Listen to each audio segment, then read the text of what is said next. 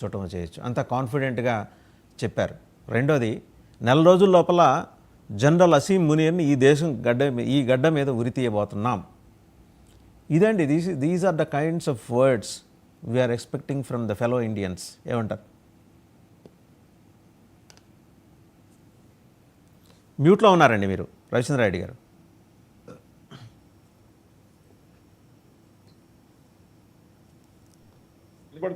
వినిపిస్తుందండి, వినిపిస్తుంది సార్. ఇప్పుడు పాకిస్తాన్ పరిస్థితి ఏంటంటే, సొంత జనాలకి సమాధానం చెప్పుకోలేక, వాళ్ళని సరిగ్గా చూసుకోలేక, దేశం దివాలా అంచు నుండి ఉగ్రవాదం పేరుతో వాళ్ళ మిలిటరీ పబ్బం గడుపుకుంటూ, పనికిమాలిన ఆయుధాలని ఎప్పుడో కొనుక్కున్నాయి తుప్పు పట్టిపోతే, వాటికి ఆయిల్ రిజర్వ్స్, గ్యాస్ రిజర్వ్స్ లేకుండా ఓవర్ హాలింగ్ కూడా నోచుకోకుండా, సైనికుల యొక్క మనోభావాలను కూడా ఏదైతే పూర్తిగా పరిగణలోకి తీసుకోకుండా, వాళ్ళు ఓడిపోతామని తెలిసిన యుద్ధం చేయడానికి సన్నద్ధంగా లేని వాళ్ళందరూ పారిపోతున్నారు రిజిగ్నేషన్స్ పేరుతోనో లేకపోతే ఏటో ఒకటి.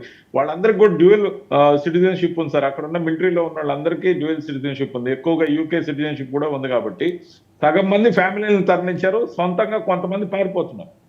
ఖచ్చితంగా కూడా అడ్డదిడ్డంగా సంపాదించుకున్న మిలిటరీ పేరుతో సంపాదించుకున్న ఉగ్రవాద దాంతో సంపాదించుకున్న వాటితో. పాకిస్తాన్ వాస్తవ పరిస్థితి ఎలా ఉందంటే, భలే గర్మే భీక్ మాంగే చలో లడేంగే జంగ్ అన్నట్టు, ఏదైతే ముందుకు అడిగేద్దాం బార్డర్ వైపు అని చెప్పి దేశంలో ఉన్న ఫెయిల్యూర్ మొత్తాన్ని కూడా దేశం బార్డర్ వైపు చూపించి, దేశంలో ఉన్న కరువుని, ఆకలిని, అన్యాయానికి గురవుతున్న ఆ ప్రజల యొక్క దృష్టిని ఎమోషనల్ గా డైవర్ట్ చేస్తున్నారు. కానీ ఖచ్చితంగా ఇది వికటిస్తుంది. ఖచ్చితంగా కూడా భారతదేశ సైన్యం కానీ, భారతీయ మెంటాలిటీ ఏదైతే ఉందో, సుహృద్భావ వాతావరణంలో అన్ని రిలీజియన్ ని కలిపి ఉంచే సంస్కృతి ఏదైతే ఉందో, భారతదేశం రిలీజియన్ కి కాదు భారతీయతకు ప్రాధాన్యత ఇస్తుంది అనే దానికి ఇదొక నిదర్శనం. ఈ పాటికి హిందువులకు ఊచకోతకు గురైనప్పుడు వాళ్ళు కోరుకున్నది మత ఘర్షణలు రావాలి, దేశంలో విభజన వర్టికల్ గా జరగాలని కోరుకున్నారు. అలా జరగలేదే. అలా జరగకపోవడానికి కారణం హిందువుల యొక్క మనోధైర్యం ఎంత గొప్పది అంటే, సహనంలో కూడా అంత ఉదారత ఉంది. కానీ నేను ఒకటే చెప్పదలుచుకున్నా, పవన్ కళ్యాణ్ గారు అన్న మాటల్లో ప్రతి అక్షరాన్ని నేను సమర్థిస్తున్నా. ఏమన్నారు ఆయన? ఈ దేశంలో పాకిస్తాన్ ని ప్రేమించే వాళ్ళు ఉంటే పాకిస్తాన్కి వెళ్ళిపోమన్నాడు. అంతేగాని ఈ దేశంలో ఉన్న అంతర్గతంగా తింటూ, ఇక్కడే ఉంటూ, ఇక్కడే బతికి, ఇక్కడే చచ్చే ఆ అవకాశంతో ఉన్న ప్రతి ఒక్కరు కూడా భారతీయత మీద మాత్రమే ప్రేమ ఉండాలి. వాళ్ళు ఏ జాతి అయినా, ఏ మతమైనా, ఏ కులమైనా కూడా భారతదేశంలో బతికినందుకు భారతదేశాన్నే గౌరవించాలి. భారత్ మాతకి జై అనమంటే ఏడుస్తారు ఎందుకు సార్? వందే మాత్రం పాడమంటే ఏడుస్తారు ఎందుకు సార్?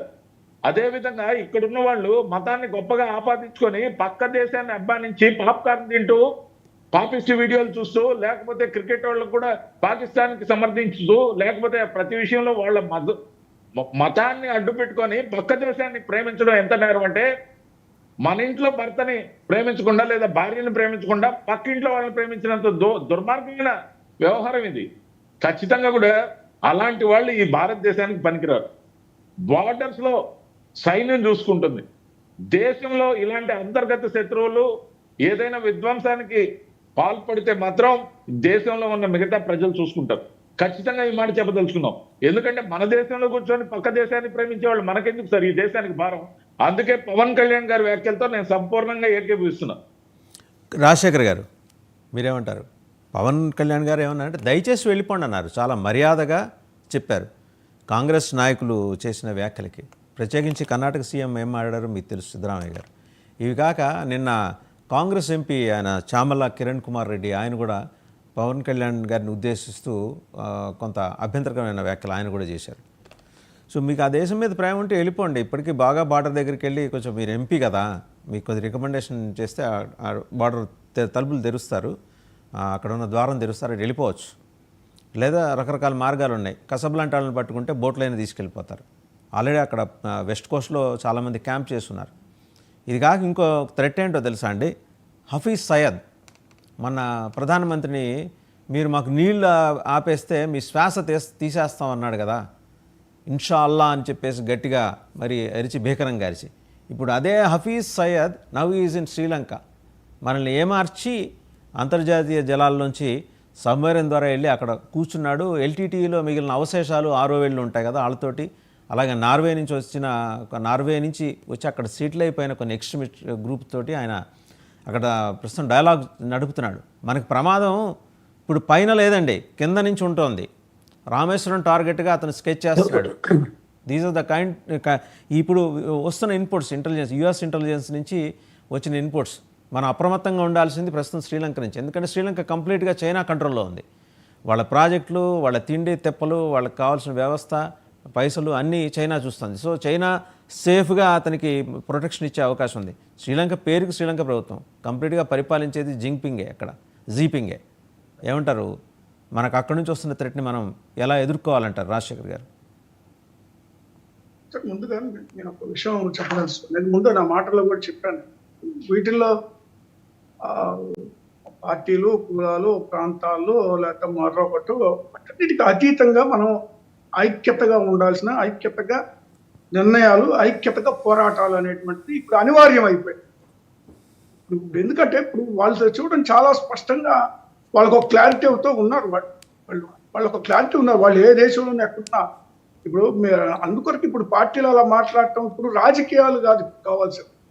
పవన్ కళ్యాణ్ గారు ఒక మాట మాట్లాడితే, లేదా కాంగ్రెస్ పార్టీ ఒక మాట మాట్లాడి ఇప్పుడు ఒకరినొకరు విమర్శలు చేసుకోవడానికో మరొకటో మాట్లాడుకోవడానికో ఇది సమయం కాదు. ఇది విమర్శలకి తావు లేకుండా ఐక్యత చాటాల్సినటువంటి అవసరం ఉంది. మీ ఇప్పుడు ఈ విషయంలో ఇక అది రాజీ అనేటువంటిదే ఉండకూడదు అని నేను స్పష్టంగా చెప్పదలుచుకుంటాను. తర్వాత వచ్చేసి ఇప్పుడు వాళ్ళు ఇతర దేశాలకు పోయినట్టు ఇప్పుడు చెప్పారు కదా మీరు, మన హఫీజ్ సయ్యద్ శ్రీలంకలో ఉన్నాడు అనేటు. ఇప్పుడు మీకు తెలియదు వీళ్ళ మూలాలు దాదాపు అన్ని దేశాల్లో ఉంటాయి సార్.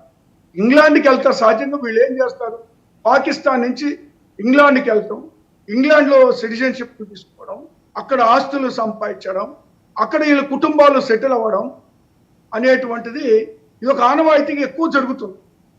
అందులో భాగంగానే ఇప్పుడు చైనా మద్దతు అనేటువంటిది కోరుకుంటూ మరి ఇప్పుడు మళ్ళీ శ్రీలంక వెళ్ళాడు అనేటువంటిది ఒకటి.